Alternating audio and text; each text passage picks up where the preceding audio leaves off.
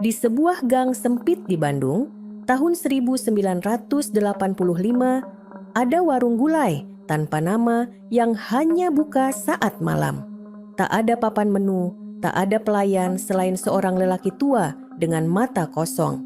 Namun, siapapun yang pernah mencicipi gulainya pasti akan kembali atau menghilang tanpa jejak. Malam itu, Rudi hanya ingin mencicipi rasa yang katanya tak terlupakan. Tapi di warung ini, setiap suapan punya harga dan satu mangkuk bisa mengunci nyawa selamanya. Pertanyaannya, bisakah Rudi pergi sebelum dia menjadi bagian dari menu berikutnya?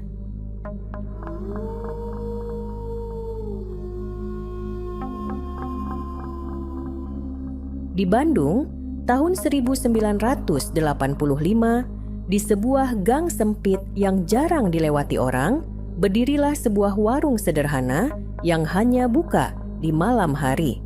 Warung itu tidak punya papan nama, hanya ada lampu redup yang menerangi meja-meja kayu tua.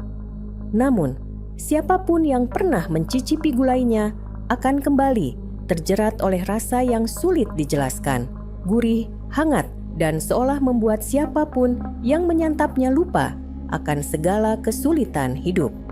Orang-orang yang datang ke warung itu adalah mereka yang tersesat di malam hari, para pekerja yang pulang larut, atau mereka yang merasa terpanggil oleh aroma gulai yang menguar ke jalan. Tidak ada pelayan di sana, hanya seorang lelaki tua dengan wajah tirus dan sorot mata yang kosong. Dia tidak pernah berbicara lebih dari yang diperlukan, hanya bertanya, "Mau berapa porsi?" dengan suara berat yang terdengar, seolah berasal dari tempat yang jauh. Keanehan mulai terasa ketika pelanggan yang pernah makan di sana mulai menghilang satu persatu. Tidak ada yang tahu kemana mereka pergi. Hanya saja esok harinya selalu ada kabar seseorang ditemukan tewas di sudut kota, tanpa bekas luka, tanpa tanda-tanda kekerasan. Wajah mereka tampak tenang, seakan mereka tertidur dalam damai. Seorang pemuda bernama Rudi, seorang mahasiswa yang gemar mencari tempat makan unik, mendengar desas-desus tentang warung itu dari seorang teman. Dengan rasa penasaran yang membakar, ia memutuskan untuk mencobanya sendiri. Malam itu, ia tiba di warung saat hujan gerimis turun. Lelaki tua itu menatapnya lama sebelum akhirnya menyodorkan semangkuk gulai berkuah kental. Aroma rempahnya menusuk, menggoda selera, membuat Rudi tanpa ragu mengambil sendok pertama. Begitu suapan pertama menyentuh lidahnya, ia merasa seakan terseret ke dalam pusaran kenikmatan yang tak tertandingi. Matanya mengerjap, tubuhnya terasa ringan, dan suara di sekelilingnya mendadak lenyap. Ia mencoba bertanya tentang resep gulai itu, tapi lelaki tua itu hanya tersenyum tipis, lalu berbisik, "Setiap suapan, satu nyawa melayang." Rudi menelan ludah, jantungnya berdegup kencang. Ia menoleh ke sekeliling, dan untuk pertama kalinya, ia menyadari sesuatu yang selama ini terlewat. Para pelanggan yang makan di sana selalu terlihat sendirian, duduk diam, menatap kosong ke mangkuk masing-masing. Tidak ada suara tawa, tidak ada obrolan. Ia ingin berhenti makan, tapi rasa gulai itu seakan memiliki kendali atas dirinya. Sendok di tangannya bergerak sendiri, mengantarnya pada suapan berikutnya. Rudi mencoba menghentikan tangannya, tetapi sendok itu terasa seperti memiliki kehendaknya sendiri. Setiap kali ia berusaha meletakkannya, dorongan tak terlihat membuatnya kembali mengangkat gulai itu ke mulutnya. Suapan kedua meluncur masuk, lebih lezat dari sebelumnya, lebih hangat, lebih dalam, dan tiba-tiba sebuah bisikan menggema di telinganya. "Satu lagi telah pergi." Rudi tersentak. Ia menoleh ke sekeliling, kini menyadari ada sesuatu yang lebih mengerikan dari sekadar keheningan di warung itu. Pelanggan yang tadi duduk di pojok meja, seorang pria berjas lusuh, sudah tak ada lagi. Kursinya kosong, semangkuk gulai miliknya pun telah habis. Jantung Rudi berdetak semakin cepat. Ia berusaha berdiri, tapi kakinya lemas. Ada sesuatu yang berat menekan tubuhnya, seakan ada tangan tak kasat mata yang menggenggam pundaknya, memaksanya tetap duduk. Lelaki tua pemilik warung masih berdiri di tempatnya, menatap Rudy dengan ekspresi yang sulit diartikan. Kenapa mereka menghilang? Suara Rudy serak, nyaris tak terdengar. Lelaki tua itu tidak langsung menjawab. Ia hanya meraih sebuah panci besar di belakang meja, mengaduk kuah gulai yang terus mengepul. Dari dalamnya, Rudy bisa mendengar suara-suara. Bukan sekadar gemericik kuah, tetapi bisikan, lirih, samar, mendesak. Kami lapar, kami haus, kami ingin pulang. Tiba-tiba, panci itu bergemuruh, seakan ada sesuatu yang hidup di dalamnya. Aroma gulai yang tadinya menggoda kini berubah menjadi sesuatu yang lain. Bau anyir, bau tanah basah, bau yang mengingatkan pada sesuatu yang telah membusuk lama di dalam gelap. Rudy tersentak mundur, napasnya memburu. Tapi sendok di tangannya tetap bergerak. Suapan ketiga sudah di depan mulutnya. Suapan ketiga hampir menyentuh bibir Rudy ketika suara jeritan lirih terdengar dari dalam panci besar di belakang warung. Ia tersentak, sendoknya terlepas, jatuh ke meja dengan suara nyaring yang memecah keheningan. Matanya membelalak, menatap cairan kental dalam mangkuknya yang kini tampak berbeda. Ada sesuatu yang mengapung di dalamnya, sesuatu yang menyerupai jari manusia. Rudy terhuyung mundur, hampir jatuh dari kursinya. Tangannya gemetar, perutnya bergejolak, seakan ingin memuntahkan apa yang telah ia telan. Lelaki tua itu tetap berdiri di tempatnya. Tatapannya kosong namun tajam, seolah menunggu. "Satu suapan lagi," katanya. Suaranya berat, hampir seperti geraman. Rudy menggeleng panik. Ia ingin lari, ingin keluar dari warung itu. Tetapi tubuhnya terasa berat. Kakinya kaku seolah bukan miliknya lagi. Di sekelilingnya, pelanggan yang tadi diam, kini menoleh serempak, menatapnya dengan mata kosong, pucat, cekung, tanpa nyawa. Tiba-tiba, pintu warung yang tadi tak terlihat, kini terbuka sedikit, memperlihatkan kegelapan di luar. Rudy mengumpulkan segenap kekuatan untuk bangkit. Ia mendorong tubuhnya ke belakang, mencoba berdiri, tapi suara itu datang lagi. Kali ini lebih banyak, lebih jelas. "Jangan pergi, kau belum selesai. Kami masih lapar." Sesuatu bergerak di sudut warung, sesuatu yang berbisik di telinganya tanpa terlihat wujudnya. Bayangan di dinding bergerak sendiri, membentuk siluet-siluet aneh yang melata, seperti cakar, seperti tangan yang berusaha meraih. Lalu, Rudy melihat sesuatu yang membuat darahnya membeku. Di balik meja tempat lelaki tua itu berdiri, ada papan kayu kusam yang nyaris tertutup oleh uap gulai. Tulisan yang tertera di sana samar, tapi perlahan menjadi jelas. "Warung gulai gaib. Setiap suapan, nyawa melayang. Setiap mangkuk, satu jiwa terkunci selamanya." Rudy menatap mangkuknya sekali lagi, dan kali ini ia melihatnya. Bayangannya sendiri. Tapi bayangan itu tidak mengikuti gerakannya. Bayangan itu tersenyum, dan sendok di atas meja kembali bergetar. Rudy membeku, napasnya memburu. Bayangan di dalam mangkuk masih tersenyum padanya, sebuah senyuman yang bukan miliknya.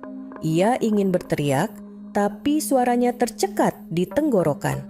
Sendok di meja mulai bergerak, perlahan melayang, seolah ada tangan tak kasat mata yang mengangkatnya. Rudy ingin menghempaskannya, ingin lari sejauh mungkin dari warung ini. Tapi tubuhnya terasa berat, pikirannya semakin kabur. Di sekelilingnya, para pelanggan yang tadinya diam kini mulai bergerak. Satu persatu mereka bangkit dari kursi, langkah mereka tertatih, mata mereka masih kosong. Mulut mereka bergerak, berbisik tanpa suara. Lelaki tua itu hanya berdiri di tempatnya, tangannya masih mengaduk panci besar yang mendidih. Aroma gulai yang awalnya menggoda kini berubah semakin menyengat, bercampur dengan bau daging terbakar, bau tanah basah, dan sesuatu yang lebih busuk, bau kematian. Lanjutkan. Suara lelaki tua itu terdengar datar, nyaris tanpa emosi. Sendok melayang mendekat, berisi suapan keempat. Rudi berusaha menoleh ke arah pintu, tapi pintu itu sudah tidak ada. Yang tersisa hanyalah tembok kayu tua dengan noda kecoklatan yang merembes dari celah-celahnya. Tangannya bergetar, mencoba menahan sendok itu, tapi semakin ia melawan, semakin kuat tarikan yang menahannya di kursi. Bayangannya di dalam mangkuk kini mulai berubah, wajahnya meleleh, berganti menjadi wajah-wajah lain. Wajah-wajah yang tidak ia kenali, tapi semua tersenyum dengan cara yang sama. "Kami dulu juga seperti kau," bisik mereka serempak. Peluh dingin mengalir di pelipis Rudi. Suapan keempat semakin mendekat. Di sudut ruangan, ia melihat sesosok pria yang baru saja selesai makan. Pria itu mengangkat wajahnya perlahan dan seketika tubuhnya mulai memudar seperti asap yang tertiup angin. Dalam hitungan detik, ia lenyap, meninggalkan kursi kosong dan mangkuk yang kini bersih, tanpa sisa. Pintu warung yang tadi menghilang, tiba-tiba muncul kembali, terbuka sedikit, memperlihatkan jalanan gelap di luar. Tapi, tubuh Rudi tetap terkunci di tempatnya. Ia hanya punya dua pilihan, menghabiskan gulainya, atau menemukan cara untuk lari sebelum suapan kelima. Rudi mengerahkan segenap kekuatannya untuk melawan tarikan yang membelenggu tubuhnya. Tangannya gemetar, otot-ototnya menegang, namun sendok itu tetap bergerak perlahan, mendekat ke bibirnya. Ia bisa mencium aroma gulai yang kini bercampur dengan sesuatu yang anyir, seperti darah yang sudah lama mengering. Bayangan-bayangan di dinding semakin bergeliat, semakin nyata. Dari sudut matanya, Rudi melihat wajah-wajah mereka yang telah lenyap sebelumnya, kini berbaur dengan kegelapan, menunggu gilirannya. Pintu masih terbuka, meski hanya sedikit. Ia tahu ini satu-satunya kesempatan. Dengan sisa tenaga yang ia miliki, Rudi menegangkan lehernya, lalu dengan gerakan cepat, ia menjatuhkan kepalanya ke meja. Dahi kirinya membentur kayu kasar dengan keras, nyeri menyebar seketika, namun tubuhnya kembali terasa miliknya. Ia mengambil kesempatan itu untuk menghempaskan sendok dari genggamannya, membuatnya terlempar ke lantai dengan suara nyaring. Para pelanggan yang tadi membisu kini serempak menoleh ke arahnya, mata mereka berkilat dalam kegelapan. Lelaki tua di balik meja berhenti mengaduk panci, menatap Rudi dengan ekspresi yang untuk pertama kalinya berubah. "Kau menolak?" Suara itu datar, tapi bergetar di seluruh ruangan, seperti guntur yang tertahan. Rudi terhuyung dari kursinya, tubuhnya masih gemetar. Ia melangkah mundur, mencoba meraih sesuatu, apa saja, untuk mempertahankan diri. Tapi yang ia rasakan hanyalah dinginnya udara yang kini semakin berat, semakin menekan. Bayangan-bayangan di dinding mulai bergerak ke arahnya. Mereka merayap, membentuk tangan-tangan panjang yang melata di lantai, seperti akar tua yang haus akan sesuatu. Rudi menoleh ke pintu, masih terbuka. Tanpa berpikir lagi, ia berlari. Langkahnya terseok, kakinya terasa berat, seolah sesuatu masih mencoba menariknya kembali. Dari belakang, ia bisa mendengar suara lelaki tua itu lagi, lebih keras, lebih dalam. "Kau belum selesai." Tiba-tiba, udara di sekelilingnya menjadi lengket, seperti ada lapisan tak terlihat yang menahannya. Semakin ia berusaha berlari, semakin sulit napasnya, seolah sesuatu menekan dadanya. Di luar, hanya beberapa langkah lagi. Tangannya terulur, mencoba meraih tepi pintu yang semakin menjauh, seolah warung ini semakin dalam menelannya. Dari belakang, terdengar bunyi dentingan sendok yang jatuh ke lantai. Lalu suara bisikan, "Jika kau pergi, yang lain akan menggantikanmu. Jika kau selamat, seseorang harus membayar harganya." Rudi tidak tahu apa maksudnya, tapi ia tahu ia harus keluar sebelum terlambat. Rudy mengerahkan seluruh tenaganya untuk meraih pintu. Jaraknya tinggal 1 langkah lagi, tapi udara di sekelilingnya semakin berat, seperti tangan-tangan tak terlihat yang menahan tubuhnya. Kakinya terasa seakan terperangkap dalam lumpur, semakin sulit diangkat. Di belakangnya, lelaki tua itu masih berdiri di tempatnya, sorot matanya tajam, menembus kegelapan warung. Pelanggan-pelanggan yang tadi membisu kini bergerak lebih dekat, wajah mereka tetap kosong, tapi mulut mereka mulai terbuka, menggumamkan sesuatu yang tak bisa Rudy pahami. "Jika kau pergi, seseorang harus menggantikanmu." Bisikan itu kini terdengar lebih jelas, mengalir di udara seperti mantra. Pintu semakin menjauh. Warung itu seolah menggeliat. Dindingnya seperti berdenyut, seperti makhluk hidup yang sedang mengunyah sesuatu di dalam perutnya. Lalu, di sudut matanya, Rudy melihat seseorang berdiri di luar pintu. Seseorang yang tidak seharusnya ada di sana. Rudy tersentak ketika melihat pria muda itu berdiri di luar pintu. Matanya berbinar dalam kegelapan, wajahnya penuh rasa penasaran, seperti seseorang yang baru saja menemukan tempat makan yang tersembunyi. "Warung apa ini?" tanya pria itu. Suaranya samar, hampir tenggelam dalam bisikan-bisikan yang mengelilingi Rudy. Saat itu, semuanya menjadi jelas. Jika ia ingin keluar, seseorang harus masuk. Jika ia ingin bebas, orang lain harus menggantikannya. Tangan Rudy yang nyaris kehilangan tenaga tiba-tiba bergerak sendiri. Ia meraih pintu, mendorongnya lebar-lebar, membiarkan aroma gulai yang pekat merayap keluar seperti kabut tipis. Pria muda itu mengernyit, tetapi 1 langkah kecil saja sudah membuatnya melangkah ke dalam warung.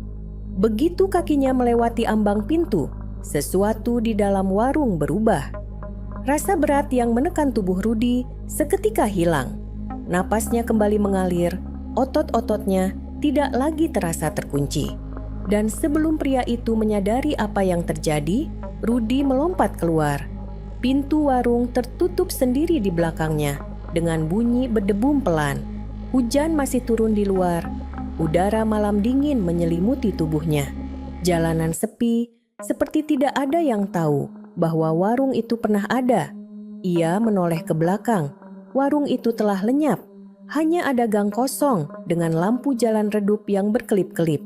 Tidak ada tanda-tanda kehidupan. Tidak ada suara, tidak ada aroma gulai yang menguar. Tapi jauh di telinganya, samar-samar ia masih bisa mendengar suara sendok yang beradu dengan mangkuk dan bisikan terakhir yang menghantui pikirannya.